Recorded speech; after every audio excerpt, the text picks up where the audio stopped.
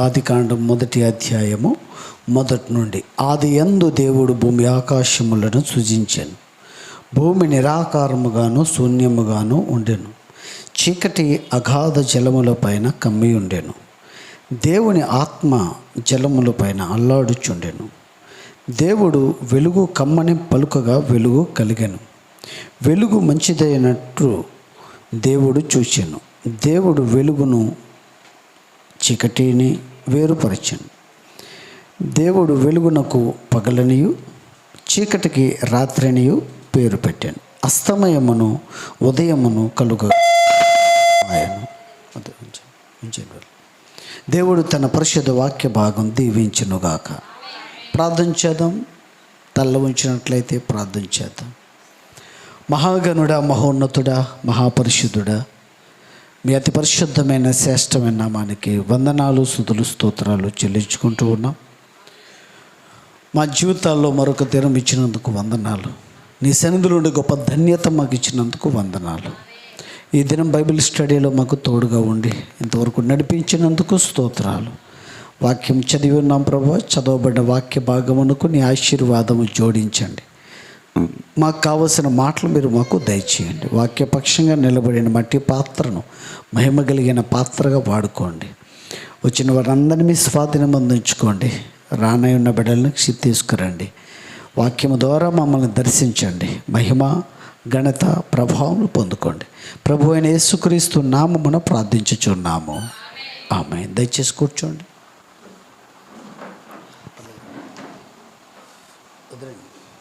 Set చేసుకోవాలి. ప్రభు అయిన యేసుక్రీస్తు పరిశుద్ధమైన నామమునకు మహిమ కలుగును గాక. కూడా వచ్చిన దేవుని పిల్లలైన మీకందరికీ ప్రభు అయిన యేసుక్రీస్తు పరిశుద్ధ నామమున నా యొక్క హృదయపూర్వకమైన వందనాలు తెలియజేస్తున్నా. దేవుడు మనలందరినీ దీవించును గాక. ప్రభు అయిన యేసుక్రీస్తు కృప మనకందరికీ తోడయును గాక. Praise Lord. ఈ రాత్రికాల సమయంలో ఈ యొక్క బైబిల్ స్టడీలో గత బైబిల్ స్టడీలో మనము ప్రభు యొక్క రాకడను ఎందుకు గుర్తించాలి అనే అంశాన్ని మనం ధ్యానించాం. ఈ యొక్క రాత్రి రెస్టోరేషన్ అంటే పునరుద్ధరణ. దాని మీద ఈరోజు కొన్ని విషయాలు మీతో పంచుకోవడానికి దేవుడు మనకి సహాయం చేయనుగాక.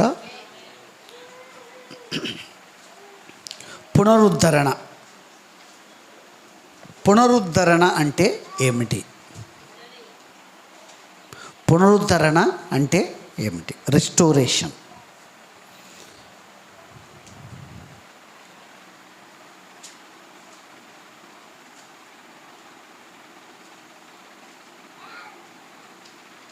పునరుద్ధరణ అంటే ఏంటి?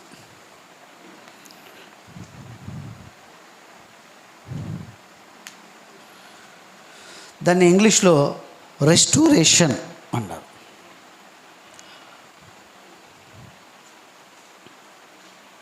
రెస్టోరేషన్ అంటే ప్రవక్త చెప్పిన ఒక వివరణ మీకు ఇవ్వడానికి నేను ప్రయత్నం చేస్తాను.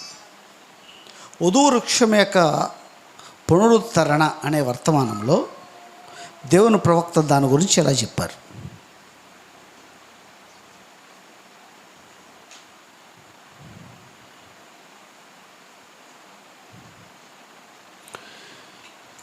నలభై 42వ పేరాలో, ఇప్పుడు సోదరుడు నెవిల్ ఈ ఉదయకాలము మాట్లాడిన తరువాత అది గుర్తింపబడిన ఒక వర్తమానము. ఆయన చివరి కార్యములో ఇలా చెప్పాడు. ఆయన చివరి తలంపులు పునరుద్ధరణ చేయబడుట అని ఉన్నది. పునరుద్ధరణ చేయబడుట అని ఉన్నది. అందువలన అక్కడే అది నాకొక తలంపునిచ్చినది. అది యథాస్థితికి తెచ్చుట. పునరుద్ధరణ అంటే యథాస్థితికి తెచ్చుట. ఉదూవృక్షం యొక్క పునరుద్ధరణ 42వ పేర. ఇంకొంచెం ముందుకు వెళ్దాము. వెంటనే నేను ఇంటికి పరుగిడి నా నిఘంటువును తీసుకొని కొన్ని లేఖనములను పాఠ్యాంశములను తీసుకొని వాటిని చూచి వ్రాసుకున్నాను. అంతటా నేను వెబ్స్టర్ నిఘంటువును తీసి పునరుద్ధరణకు సరి అయిన వివరణను కనుగొన్నాను. పునరుద్ధరించుట అనగా ఆ మొదటి స్వంత దాని యొద్దకు తిరిగి వచ్చి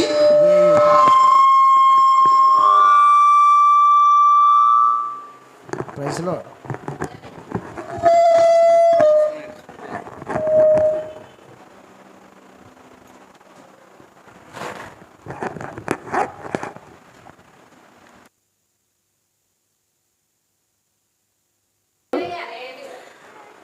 ఏం చెప్పబడుతుందండి ఇక్కడ?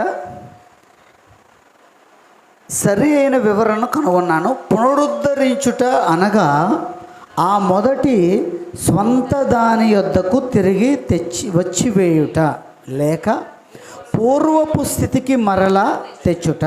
మనము కోల్పోయిన ఆ పూర్వస్థితిని పొందుదుమన్న ఆ హక్కును అమలులోనికి తేవలసి ఉన్నది.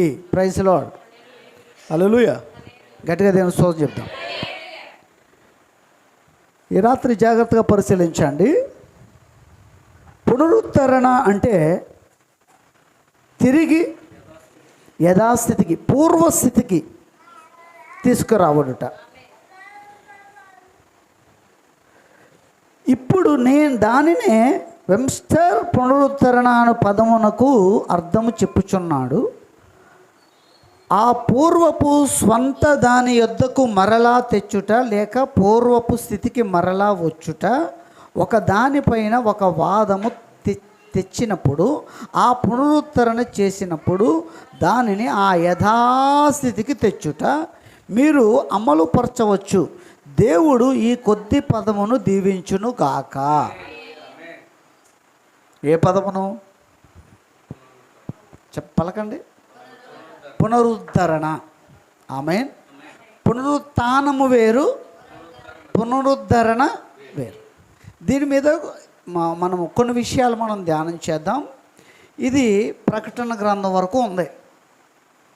ఈ అంశము ప్రకటన గ్రంథం వరకు ఉంది. ప్రభు చిత్తమైతే అన్ని విషయాల్ని ధ్యానించడానికి దేవుడు మనకి సహాయం చేయనుగాక. ఆదికాండం 1:1 చదువుదాం. మొట్టమొదటిగా, ఆది యందు దేవుడు భూమి ఆకాశములను సృజించెను. 1:1 ఆదికాండము 1:1 ఆది యందు దేవుడు భూమి ఆకాశములను సృజించెను.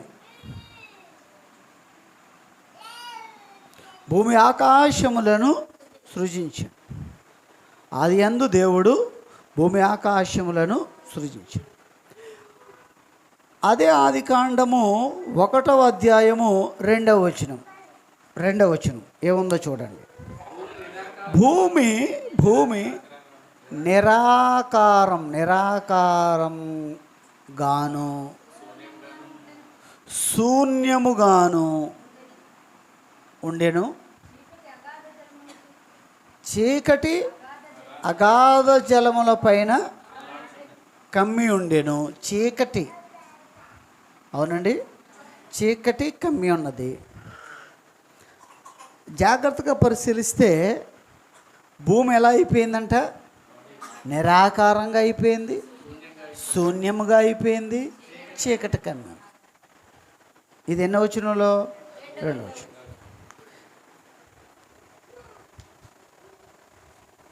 అసలు ఎలా మారింది? అసలు దేవుడు ఎలా చేశాడు దీన్ని అని చూస్తే యెషయా గ్రంథము 43వ అధ్యాయంలోకి వెళ్దాం ఒకసారి. యెషయా గ్రంథము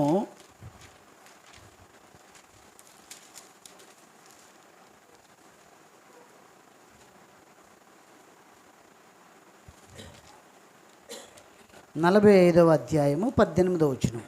యెషయా గ్రంథం 45వ అధ్యాయము 18వ వచనం. ఆకాశములకు సృష్టికర్తయగు యెహోవాయే దేవుడు. ఆయన భూమిని కలుగజేసి దాన్ని సిద్ధపరచి స్థిరపరచెను. నిరాకారముగా నుండునట్లు ఆయన దాన్ని సృజింపలేదు. ఎలా సృజింపలేదు? నిరాకారంగా ఉన్నట్లు ఆయన దాన్ని సృజింపలేదు. అంటే ఆదికాండం 1:1 దేవుడు భూమి ఆకాశములను మంచిగానే చేశాడు. ఎలా చేశాడంటే ఆయన నివాస స్థలముగా ఉండునట్లుగా దాన్ని సృజించాను. అంటే 1:1 దేవుడు భూమి ఆకాశములను నివాసయోగ్యముగా చేశాడు. కానీ 2వ వచనంలోకి వచ్చేటప్పటికి ఆకారం కోల్పోయింది. మొదటి పాయింట్ ఏంటంటే భూమి తన ఆకారాన్ని కోల్పోయింది. తర్వాత శూన్యముగా అయిపోయింది. ఇంకా భూమి మీద ఏమీ లేవు. నివసించడానికి అనుకూలంగా అది లేదు. నివాస స్థలానికి నివసించడానికి కావాల్సింది ఏవి అక్కడ లేవు. శూన్యముగా అయిపోయింది. 3వది చీకటి కమ్మేసింది. చీకటిమయమైపోయింది మొత్తం సృష్టి అంతా. కానీ దేవుడు ఆదిలో దాన్ని ఎలా చేశాడు చెప్పండి? చాలా మంచిగా నివాస స్థలముగా చేశాడు. ఎలా అయిపోయిందండి? 1 నిరాకారంగా తన ఆకారాన్ని కోల్పోయింది. శూన్యముగా అయిపోయింది, అంటే ఇంకేమీ అందులో లేవు. 3వది చీకటి. Praise the Lord. ఈ 3 కార్యాలు సృష్టిలో జరిగాయి. అంటే దేవుడు 1వ వచనంలో నివాసయోగ్యంగా చేసిన సృష్టి, ఆ భూమి 2వ వచనంకి వచ్చేసరికి వెంటనే 1వ వచనంలోనేమో నివాసయోగ్యంగా ఉంది, 2వ వచనంలోనేమో నిరాకారంగా అయిపోయింది. నివసించడానికి అనుకూలంగా లేదు, చీకటి అయిపోయింది అండి, శూన్యం అయిపోయింది. అంటే 1వ వచనానికి 2వ వచనానికి మధ్యలో ఏదో జరిగి ఉండాలి. అక్కడ ఏదో జరిగి ఉండాలి. జరిగింది, ఒక సంఘటన జరిగింది. 1వ వచనానికి 2వ వచనానికి మధ్యలో ఒక సంఘటన జరిగింది. ఆ సంఘటన వల్ల ఈ భూమి ఏమైందంటే నిరాకారంగా, శూన్యంగా, చీకటిగా అయిపోయింది. Praise the Lord. Praise the lord. ఇప్పుడు దేవుడు మొదట ఎలా చేశాడు? ఆయన చక్కటి ఆకారం కలిగిందిగా, అన్ని నివాసానికి అనుకూలంగా వెలుగుతో చేశాడు. కానీ అదేమైపోయింది? చీకటి అయిపోయింది, శూన్యమైపోయింది, నిరాకారం అయిపోయింది. ఇప్పుడు దేవుడు ఏం చేస్తున్నాడు? 3వ వచనం నుండి ఏం చేస్తున్నాడు? ఆయన దేవుడు వెలుగు కమ్మని పలుకగా వెలుగు కలిగెను. ఫస్ట్ మొట్టమొదటిగా దేవుడు చేస్తున్న కార్యం ఏంటండి అంటే, అసలు దీన్ని ఎవడెలా చేసేసాడు వాడి సంగతి చూద్దాం అనుకోవట్లేదు. ఇప్పుడు ఎవడో చేశాడు దాన్ని అలా. అవునండి, మీరు కొందరు గ్రహించారు. ఎవడో దాన్ని అలా చేసేసాడు. ముందు ఎవడు చేశాడు? ఇలా తీసుకురండి ఆడి సంగతి చూద్దాం, అప్పుడు దీన్ని చూద్దాం అంటలేదు. ముందు ఏం చేస్తున్నాడు ఆయన? పాడైపోయిన దానిని బాగు చేసే పనిని ప్రారంభించాడు ఆయన. మొట్టమొదటిగా అక్కడ ఏం అవసరం అంటే వెలుగు అవసరం. మొట్టమొదటిగా ఆయన పలికిందే వెలుగు కలుగును గాక అని పలికినప్పుడు వెలుగు కలిగింది. ఎందుకనంటే ఆయన చేసే ప్రతీది కనబడాలంటే అక్కడ వెలుగు ఉండాలి. ఎందుకంటే ఆయన పని చేస్తాడు అంటే వెలుగులోనే పని చేస్తాడు ఆయన. పరలోకంలో చీకటి ఉండదు. పరలోకంలో తలుపులకి తాళాలు వేయరు. ఎందుకు వేయరు? రాత్రి ఉండదు. పరలోకంలో రాత్రి ఉండదు. కాబట్టి ఏముండాలి? వెలుగే ఉంటుంది. ప్రకటన గ్రంథంలో చూస్తే గొర్రెపిల్ల లేదానికి సూర్యుడిగా ఉన్నాడు. గొర్రెపిల్లే దీపం అక్కడ. Praise the Lord. ఆయనే వెలుగుచ్చువాడై ఉన్నాడు. కాబట్టి పరలోకంలో ఏముండదండి, రాత్రి ఉండదు, చీకటి ఉండదు. ఆమేన్. ఇప్పుడు చీకటిగా అయిపోయింది అంటే అది చీకటి సంబంధి అయిన వాడు తెచ్చాడనమాట. ఇప్పుడు ఆ కార్యాన్ని చేసిన వాడిని ఓడించడం అనే దాని గురించి కాదు, ఓడించే పని ఉంది. ఎవరైతే ఈ పని చేశాడో వాడిని ఓడించే కార్యం ఒకటి ఉంది. కానీ ఇప్పుడు ఆయన ఏం చేస్తున్నాడంటే వెలుగును ఉనికిలోనికి తీసుకొచ్చాడు. ఆయన మాట పలకగానే వెలుగు కలిగింది. వెలుగు కలుగునుగా కానీ పలకగానే వెలుగు కలిగింది. ఆమేన్. Praise the lord. వెలుగు కలిగిన దానికి ఇప్పుడు ఏం చేస్తున్నాడంటే నిరాకారమైపోయిన దానికి ఆకారం ఇస్తున్నాడు. శూన్యమైపోయిన దానికి అన్నిటితో ఆ సృష్టిని నింపుచున్నాడు. చూడండి జాగ్రత్తగా. మొదటి అధ్యాయం నుంచి మనం చూస్తున్నప్పుడు వెలుగు కమ్మని పలుకుగా వెలుగాయను, వెలుగు కలిగాను, మంచిదైనట్టు చూశాను, వెలుగును చీకటిని వేరు చేశాడు. అది వెలుగును చీకటిని వేరు చేశాడు. అక్కడ వెలుగు లేకుండా వెలుగును చీకటిని ఆయన వేరు చేయలేడు. కాబట్టి ఆయన ఏం చేశాడండి, వెలుగు కలుగును గాకన్నప్పుడు వెలుగు కలిగింది, వెలుగును చీకటిని ఆయన. ఈ రోజు వరకు ఆ పని జరుగుతుంది. ఏ పని? వెలుగు కలుగును గాక అని పలకటం ఈ రోజుకు జరుగుతుంది. వెలుగును చీకటిని వేరు చేయట కూడా ఈ రోజుకి జరుగుతుంది. Praise the lord. వెలుగు కలుగునుగా కానీ పలకటం ఏంటండి? ఈ రోజుకి కూడా ఆయన పలుకుతున్నాడా?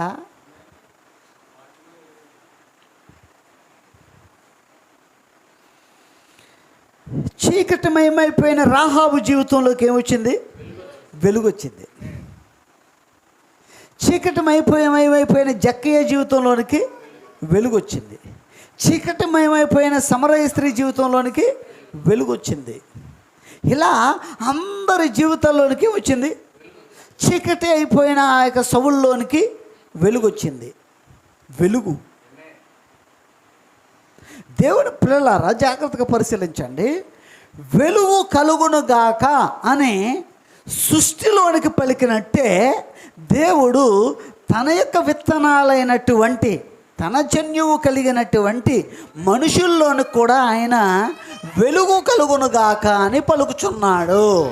అప్పుడు వారిలో ఏం జరుగుతుంది? వెలుగు కలుగుతుంది. వెలుగు కలిగినప్పుడు ఆ వెలుగు మంచిదైనట్టు ఆయన చూస్తున్నాడు. అప్పుడు ఆ చీకటిని వెలుగును ఆయన ఏం చేస్తున్నాడు? వేరు చేస్తున్నాడు. Praise the Lord. ఆ పని ఇంకా జరుగుతుందా? ఆ కార్యం ఇంకా జరుగుతూనే ఉందా? జరుగుతూ ఉంది. ఈ రోజున ఆయన వాక్యమును ఆ బలిష్ఠుడైన దూత వర్తమానాన్ని మనకు బోధించినప్పుడు మనలో ఏం కలుగుతుంది? వెలుగు కలుగుతుంది. చీకటి ఏమవుతుంది? వెళ్ళిపోతుంది. చీకటి వెలుగు వేరు చేయబడుతుంది. Praise the Lord. Praise the Lord. ఎప్పుడైతే మానవుని హృదయంలోనికి వెలుగు కలుగుతుందో అప్పుడు ఆ వ్యక్తి చీకటి కార్యాల నుంచి బయటకు వస్తున్నాడు. చీకటి కార్యాలను విడిచిపెట్టేస్తున్నాడు. చీకటి సంబంధమైన ఆలోచనలు వదిలిపెడుతున్నాడు. చీకటి సంబంధమైన కార్యాలు వదిలేస్తున్నాడు. చీకటి సంబంధమైన మాటలు వదిలేస్తున్నాడు. చీకటి సంబంధమైన ఆలోచనలు వదిలేస్తున్నాడు. ఏం కలిగితే? వెలుగు కలిగితే. జక్కయ్యలలో వెలుగు కలిగింది. వెంటనే అతను పశ్చాత్తాపంతో ఒప్పుకొని ఆ చీకటి కార్యాలన్నీ అప్పుడే చెప్పండి విడిచిపెట్టేస్తున్నాడు. చీకటి మాటలు, చీకటి కార్యాలు, ఆ యొక్క పన్ను ఎక్కువగా వసూలు చేయుట, ఇదంతా విడిచిపెట్టేస్తున్నాడు. సమరయ స్త్రీలోకి వెలుగు రాగానే ఆమె కొండ పగలగొట్టేసింది, వదిలేసింది. పాత జీవితాన్ని వదిలేసింది. పాత రోత బ్రతుకుని వదిలేసింది. ఇప్పుడు వెలుగుతో నింపబడి వెలుగు చేత నడిపించబడుతుంది. చీకటైపోయిన ఆ యొక్క భూమి మీదకి దేవుడు వెలుగును తీసుకొచ్చాడు. మొట్టమొదటిగా ఆయన వెలుగు కలుగును గాక అని పలికినప్పుడు వెలుగు కలిగింది. వెలుగు తీసుకొచ్చాడు ఆయన. వెలుగు తీసుకొచ్చిన తర్వాత దేవుడు ఒక ఆకారాన్ని తీసుకొస్తున్నాడు.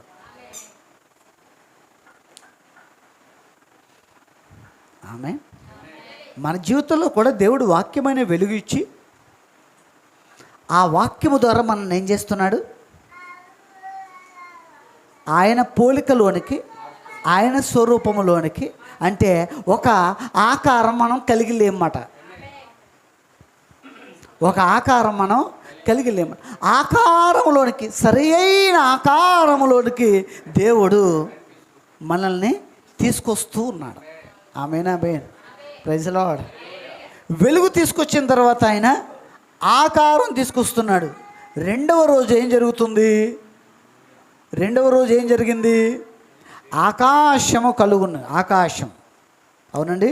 రెండవ రోజు చూడండి. మరియు దేవుడు జలముల మధ్యనొక విశాలము కలిగి ఆ జలములను ఈ జలములను వేరుపరుచును గాక అని పలికెను. ఆ విశాలము చేసి విశాలము క్రింది జలములను విశాలము మీది జలములను వేరుపరపగా ఆ ప్రకారం. అంటే ఇక్కడ రెండవ కార్యాన్ని రెండవ దినం చూస్తున్నప్పుడు జాగ్రత్తగా పరిశీలిస్తే ఆ విశాలం పేరేంటి? ఆకాశం. ఆ విశాలం పైన జలములు ఉన్నాయంట, ఆ విశాలము క్రింద జలములు ఉన్నాయంట. అబ్బా, జలములను వేరుపరుచున్నట్లుగా విశాలము పైన, అంటే ఆకాశము పైన కూడా ఏమున్నాయి? జలములు ఉన్నాయి. అందుకే నోవహు దినాల్లో దేవుడు ఆకాశ తూములు ఇప్పాడట. Praise the lord. దాన్ని ఆత్మీయంగా ఆకాశవాక్యలు విప్పి పట్టజాలనన్ని మేలులు నింపుతాడంట. జరిగిన వాగ్దానం దేవుడు నాకిచ్చి శోధించు. ఇవ్వకుండా శోధించే హక్కు మనం పొందుకోలేము. ఇచ్చి శోధించచ్చు. ఒక్కసారి నువ్వు ఇచ్చేవనుకో, నువ్వు శోధించే హక్కు నీకు ఉంటుంది. ఇవ్వకపోతే హక్కు ఉండదు. ఇచ్చినప్పుడు నువ్వేం చేయాలి? శోధించాలి. శోధించినప్పుడు ఆకాశవాక్యలు విప్పి పట్టజాలనన్ని మేలులతో ఆయన నింపుతాడు. ఆకాశ తుములు విప్పి పట్టజాలని మేలులతో మన యొక్క కుటుంబాన్ని, మన జీవితాన్ని ఆయన నింపుతాడు. ఆత్మీయంగాను శారీరకంగాను కూడా దేవుడు నింపుతాడు. Praise the lord. హల్లెలూయా. కాబట్టి ఆయనకి ఇచ్చినప్పుడు మనం ఖచ్చితంగా దీవించబడతాం. అంటే ఇచ్చినప్పుడు మనం అడిగే హక్కు కలిగి ఉంటాం. ఇప్పుడు మనం చూడండి, ఆకాశము పైన జలములు ఉన్నాయంట, క్రింద జలములు ఉన్నాయంట. దీన్ని వేరు చేయడానికి దేవుడు పెద్ద విశాలాన్ని చేశాడు. ఆమె అంటే ఇప్పుడు ఏం చేస్తున్నాడండి? 1వ అధ్యాయములో ఉన్న సృష్టి వలె దీన్ని మరలా పునరుద్ధరణ. దాని పేరే పునరుద్ధరణ. అంటే 1వ అధ్యాయము 3వ వచనం నుండి మనకి ఏ కార్యం స్టార్ట్ అయిందంటే పునరుద్ధరణ. సృష్టి యొక్క పునరుద్ధరణ ప్రారంభమైనది. దేవుడు సృష్టిని పునరుద్ధరిస్తున్నాడు. వెలుగు కమ్మని పలికితే వెలుగు కలిగింది. ఆమేన్. ఇప్పుడు ఆకాశమును కలుగు చేశాడు దేవుడు. 3వది మనం చూస్తున్నప్పుడు 9వ వచనంలో ఆకాశము క్రిందనున్న జలములు ఒకచోటనే కూర్చబడి ఆరిన నేల కనబడును గాక అని పలుకగా ఆ ప్రకారమాయను. Praise the lord. దేవుడు ఆరిన నేలకు భూమి అని పేరు పెట్టాడు. ఆమేన్, ఆమేన్. Praise the lord. ఇప్పుడు జాగ్రత్తగా పరిశీలించండి. ఒకటి, వెలుగు కమ్మని పలుకగా వెలుగు కలిగెను.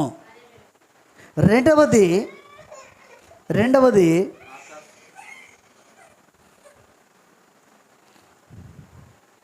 ఒక విశాలము పై జలాన్ని కింద జలాన్ని వేరుపరచును గాకని పలుకగా అలాగూ జరిగెను.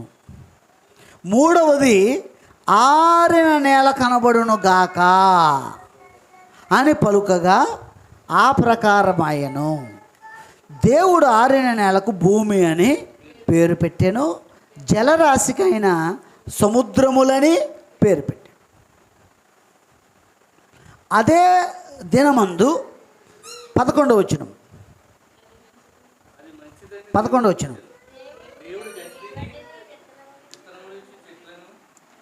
గడ్డిని విత్తనములిచ్చు చెట్లను భూమి మీద తమ తమ జాతి ప్రకారము తమలో విత్తనములు గల ఫలమిచ్చు ఫలవృక్షములను భూమి మొలిపించు గాకని పలుకగా ఆ ప్రకారమాయను. మొదటిది చెప్పండి వెలుగు, రెండవది ఆకాశం, మూడవది భూమి, నాలుగవది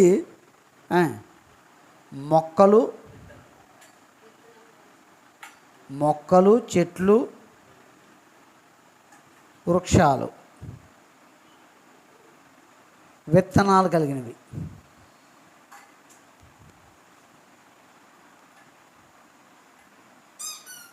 విత్తనాలు కలిగి తర్వాత మనం చూస్తున్నప్పుడు 14 వచనం పగటిని రాత్రిని వేరుపరచునట్లు ఆకాశ విశాలమందు జ్యోతులు కలుగును గాక అని అవి సూచనలు కాలములను దిన సంవత్సరమును సూచించుటకై ఉండుగాకనియు భూమి మీద వెలుగుచ్చుటకు అవి ఆకాశ విశాలమందు జ్యోతులై ఉండుగాకనియు పలికెను, ఆ ప్రకారమాయెను. Praise lord. జ్యోతులను గుర్చి పలికాడు ఆయన. 2 జ్యోతులను గుర్చి, జ్యోతులు నక్షత్రములు, ఆకాశమందు నక్షత్రములు కలుగునుగాకని పలికాడు. ఎన్నిసార్లు అయినప్పటికీ మొదటిది వెలుగు, రెండవది ఆకాశం, మూడవది భూమి, నాలుగవది విత్తనాలు కలిగినవన్నీ, ఐదవది జ్యోతులు నక్షత్రములు. 6వది చూస్తున్నాం. 6వది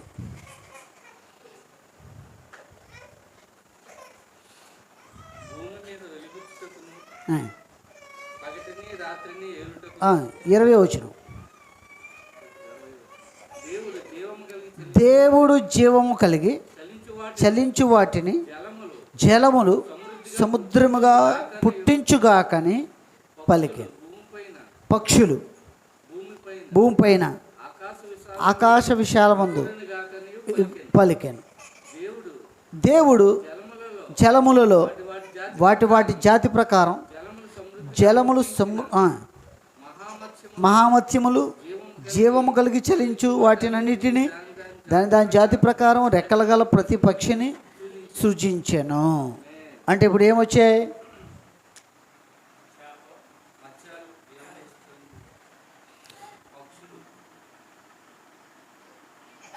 ఇలా రాద్దాం. జీవరాశులు అంటే నీటిలో నివసించే జీవులు, ఆకాశంలో ఎగిరే పక్షులు, రెక్కలు కలిగిన పక్షులు. ఎన్ని వచ్చాయండి? 1 2 3 4 5 6. 7వది చూస్తున్నాం. 7వది చూస్తే మనకి 7వ స్వరములో ప్రాకే పురుగుల దగ్గర నుంచి జంతువులు, చివరిగా మానవుడు. ప్రాకే పురుగుల దగ్గర నుంచి జంతువులు, తోక కప్ప నుండి మానవుడు వరకు తోక కప్ప నుండి మానవుడి వరకు. ఇవన్నీ ఏ రోజున? 7వ రోజున. ప్రాకే పురుగులు దగ్గర నుండి జంతువులు, అడవి జంతువుల వరకు, పశువులు చేసి చివరిగా మానవుణ్ణి. Praise the Lord. దీన్ని ఒక క్రమంలో దేవుడు చేసుకుంటూ వచ్చాడు. గుండె యొక్క గదులు సంఖ్యను బట్టి, వెన్నుపామును బట్టి, గుండె యొక్క గదులను బట్టి, వెన్నుపామును బట్టి, ఇంకా అండి రక్తమును బట్టి దేవుడు సృజించుకుంటూ వచ్చాడు. ఇదంతా బయాలజీలో ఉంటుంది. నేను బయాలజీ పాఠం చెప్పట్లేదు, కానీ దేవుడి యొక్క సృష్టి యొక్క క్రమమును చెప్తున్నాను. అందువల్ల ఆ యొక్క గొర్రెల్లా, చింపాంజీ, సర్పము, మానవుడు దగ్గరగా ఉన్న సంబంధాలు కలిగి ఉంటారు. అంటే నేనేం చెప్తున్నానంటే, చివరిగా జంతువులను చేసి ఆయన చివరిగా మానవుణ్ణి సృజించాడు. ఆయన మానవుణ్ణి. ఇక్కడ మనం చూస్తున్నప్పుడు మానవుడు ఎలా ఉన్నాడంటే, దేవుని పోలిక, దేవుని స్వరూపము.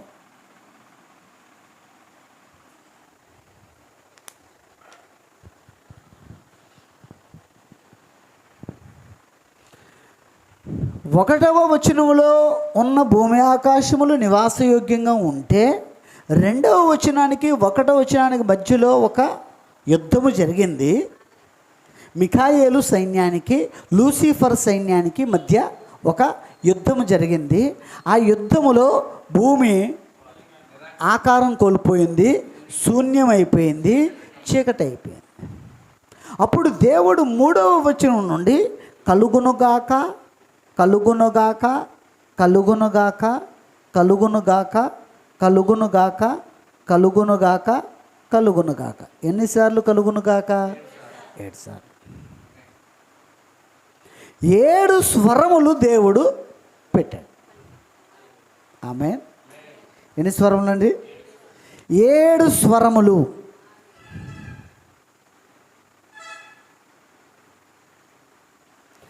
ఏడు సార్లు అయినా పలికాడు. 7వ స్వరము దేవుని పోలికలో, స్వరూపములో ఉన్న నరుని తీసుకొచ్చింది. 7వ స్వరం.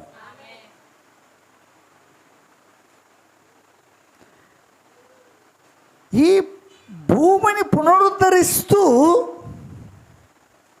భూమిని ఏలడానికి, సృష్టిని ఏలడానికి దేవుని వలె ఒక మనిషిని ఎన్నో స్వరము?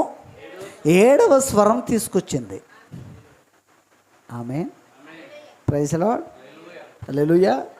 అంటే దేవుడు భూమిని పునరుద్ధరిస్తూ, సృష్టిని పునరుద్ధరిస్తూ, చివరి స్వరముతో, అంటే 7వ స్వరముతో దేవుడు తన పోలికలో, తన స్వరూపంలో ఉన్న ఒక నరుణ్ణి సృష్టిలోనికి, ఉనికిలోనికి తీసుకొచ్చాడు.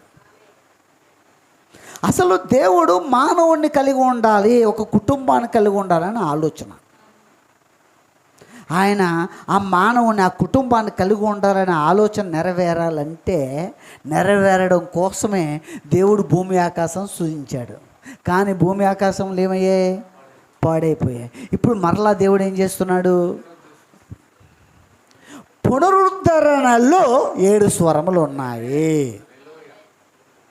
అది పునరుద్ధరణలో 7 స్వరాలు ఉన్నాయి. ఈ 7 స్వరాలు పునరుద్ధరణలో ఉన్నాయి. ఆమేన్.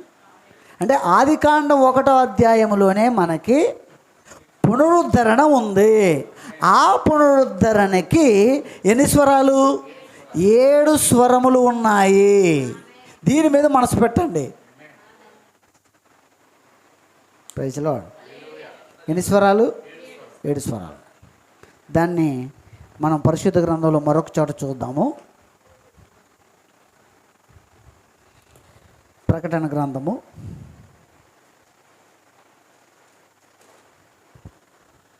10వ అధ్యాయము, ప్రకటన గ్రంథము 10వ అధ్యాయము మొదటి వచనం నుండి చదువుదాం. బలిష్ఠుడైన వేరొక దూత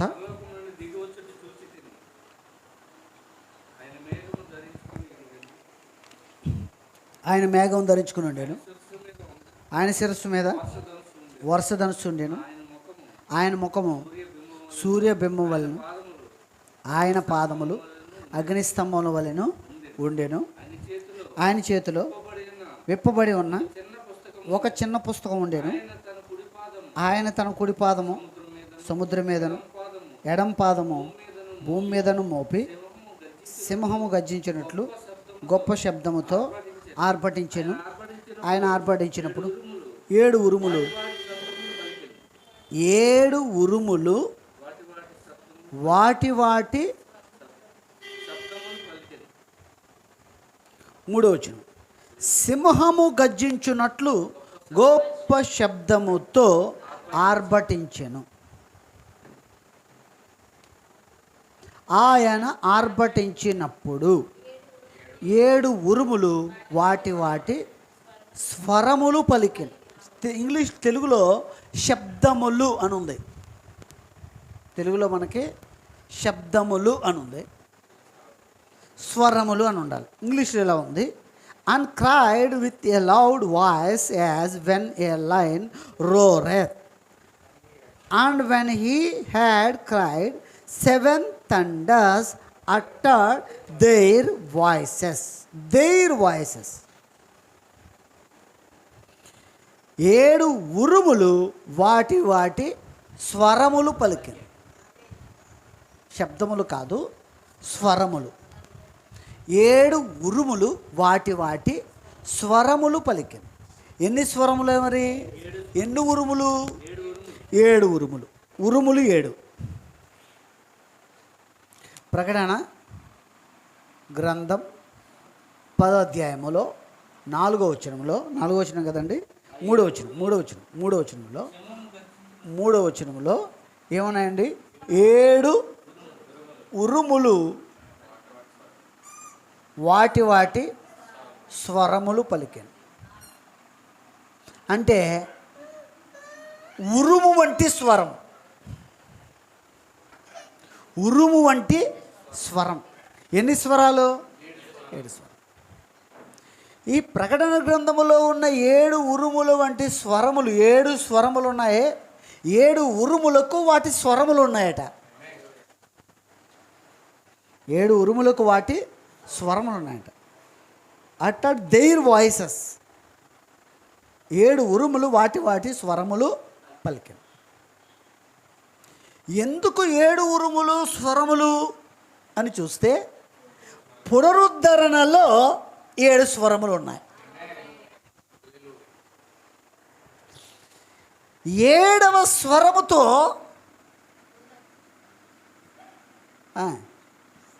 పునరుద్ధరణ పూర్తయిపోతుంది. 7వ స్వరముతో పునరుద్ధరణ పూర్తయిపోతుంది. ఇంకొక మాట చెప్పాలంటే, 7వ స్వరమే దేవుని వంటి మానవుని తీసుకొస్తుంది. 7వ స్వరమే. Praise the lord. కాబట్టి ఇప్పుడు పునరుద్ధరణలో ఆదికాండం 1వ అధ్యాయంలో 7 స్వరములు ఉన్నాయంటే, ఆ 7 స్వరములు ఛాయ. ఆదికాండములో ఉన్న 7 స్వరములు ఛాయ. ఇక్కడ రాస్తున్నాను, ఛాయ. ఆదికాండములో ఉన్న 7 స్వరములు ఛాయ. మరొక 7 స్వరములకి ఛాయ. అంటే నిజస్వరూపంలో ఏముండాలి? నిజస్వరూపంలో ఏముండాలి? 7 స్వరాలు ఉండాలి. అంటే ఆదికాండం 1వ అధ్యాయంలో 7 స్వరములు ఛాయలో ఉంటే, నిజస్వరూపములో కూడా 7 స్వరములు ఉండాలి. అర్థమైతే ఏమనంటారు? Praise the lord. హల్లెలూయా. ఛాయలో 7 స్వరములు. ఆ 7 స్వరములు ఏం చేశాయి? వాటి స్వరములు పలికితే పునరుద్ధరించబడ్డాయి. పునరుద్ధరణ జరిగింది 1వ అధ్యాయంలో. ఇప్పుడు మరలా అవి దేనికి ఛాయగా ఉన్నాయంటే నిజస్వరూపములో ఉన్న 7 స్వరములకు ఛాయగా ఉన్నాయి. ఆమేన్. చివరిగా ఈ మాట వినండి. నీడ ముందా నిజస్వరూపం ఉందా? నిజస్వరూపమే ముందు.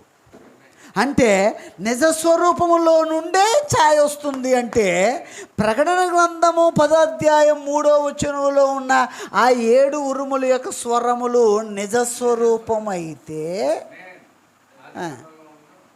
ఆదికాండము 1వ అధ్యాయంలో ఉన్న 7 స్వరాలు ఛాయ అయి ఉన్నాయి. అంటే ఆదికాండం 1వ అధ్యాయం ఎక్కడి నుంచి వచ్చిందయ్యా అంటే ప్రకటన 10 నుంచి వచ్చింది. ప్రకటన 10 నుంచి వచ్చింది. ఆదికాండం 1, ప్రకటన 10 నుండి వచ్చింది. ఆదికాండం 1 అర్థం అవ్వాలంటే ప్రకటన 10 అర్థం అవ్వాలి. ఎందుకంటే నీడలో ముక్కు ఎక్కడుందో, చెవి ఎక్కడుందో నీడలో మనకి సరిగా తెలియదు. నీడలో మనకు అర్థం కాదు. ఆ రూపం ఎలా ఉందో అర్థం చేసుకోలేము. ఆ పోలిక ఎలా ఉందో అర్థం చేసుకోలేము. ఆ పొడవు ఎంతో మనం అర్థం చేసుకోలేము. ఎక్కడ? నీడలో. నీడలో ఇది ముక్కు, ఇది చెవి, ఇది కళ్ళు అని చెప్పగలమా? చెప్పలేము. నీడలో చెప్పలేము. కానీ నిజస్వరూపంలో చెప్పగలం. అంటే నిజస్వరూపం చాలా స్పష్టంగా కనబడుతుంది. ఇప్పుడు నీవు నిజస్వరూపం చూస్తే నీడ అర్థమవుద్ది. నిజస్వరూపాన్ని ఎప్పుడైతే చూసామో నీడ మనకు అర్థమవుద్ది. నిజస్వరూపాన్ని చూడనంత వరకు నీడ మనకు అర్థం కాదు. 1వ అధ్యాయం నీడ అయితే, ఛాయ అయితే, 10వ అధ్యాయం నిజస్వరూపం అయితే, మనకు ప్రకటన 10 అర్థమైతే,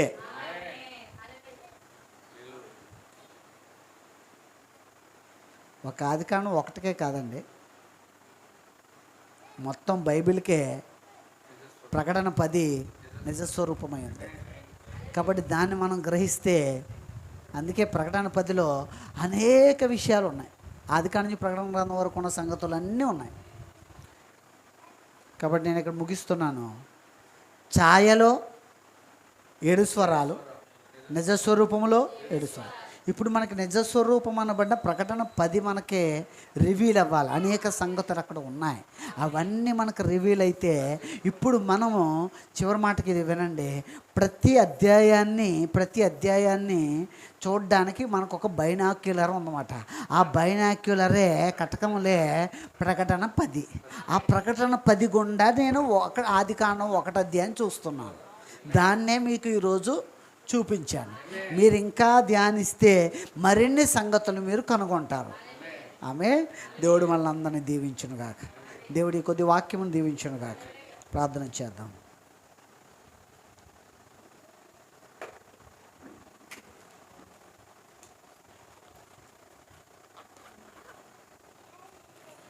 తలలో వంచండి, ప్రార్థన చేద్దాం. మనకి నిజస్వరూపంలో ఉన్న ప్రకటన 10 ఎంతో విపులముగా బయలుపరచబడవస్తుంది.